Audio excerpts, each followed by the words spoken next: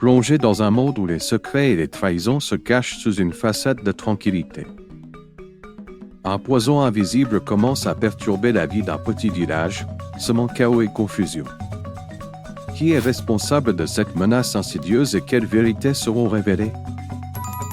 Restez bien, parce que la fin de cette histoire va vous surprendre. Dans le paisible village de Quintaba, la famille Condé vivait une vie simple mais heureuse. Amadou, le chef de famille, et sa femme Aïcha étaient respectés pour leur générosité et leur sagesse. Un jour, en quête d'une aide pour les tâches domestiques, ils recrutèrent une jeune femme nommée Mawa, qui venait d'un village voisin. Mawa semblait douce, travaillante et pleine de bonnes intentions. Cependant, derrière son sourire discret et ses gestes serviables se cachait une amertume nourrie par des blessures invisibles et des secrets enfouis. Elle avait entendu des rumeurs sur la richesse présumée des Condés et s'était jurée de changer son sort, peu importe les moyens. Ses premiers jours furent exemplaires, elle cuisinait, nettoyait et gagnait lentement la confiance de la famille.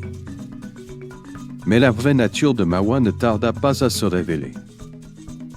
Une nuit, tandis que le village entier dormait sous un ciel étoilé, Mawa murmura une incantation devant une marmite posée sur le feu. Elle avait pris un ingrédient qu'elle avait soigneusement caché dans son baluchon, une poudre étrange, offerte par une vieille femme qu'elle appelait Maman Kera, connue pour ses pratiques occultes. Mawa espérait empoisonner toute la famille Condé, car selon Maman Kera, leurs biens spirituels, énergie, chance et prospérité pourraient être transférés à elle après leur mort.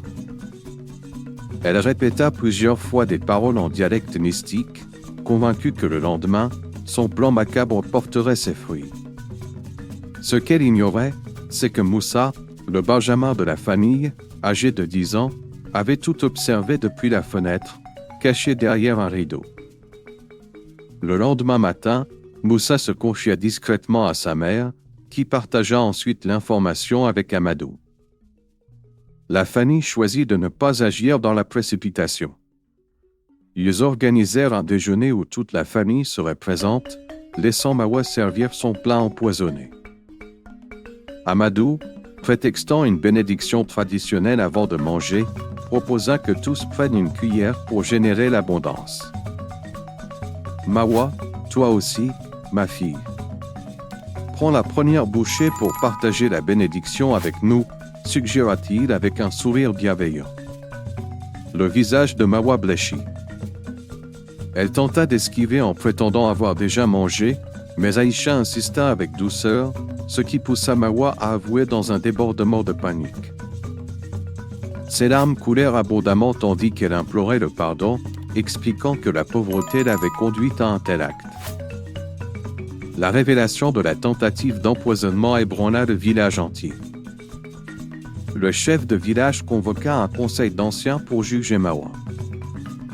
La nouvelle de son crime provoqua l'indignation, mais certains évoquèrent également la responsabilité de Maman Kera, la sorcière qui avait armé Mawa de sa magie noire.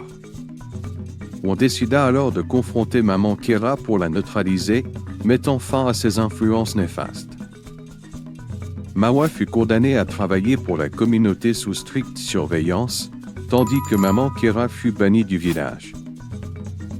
Le processus judiciaire traditionnel visait autant la justice que la réhabilitation, même si certains pensaient que les sanctions auraient dû être plus sévères.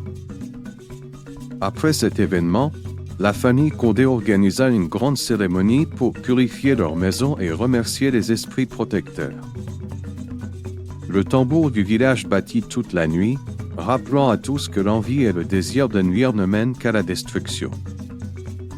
Amadou, s'adressant aux jeunes du village, raconta l'histoire de Mawa comme un avertissement, insistant sur l'importance de l'honnêteté et de la résilience face aux épreuves de la vie.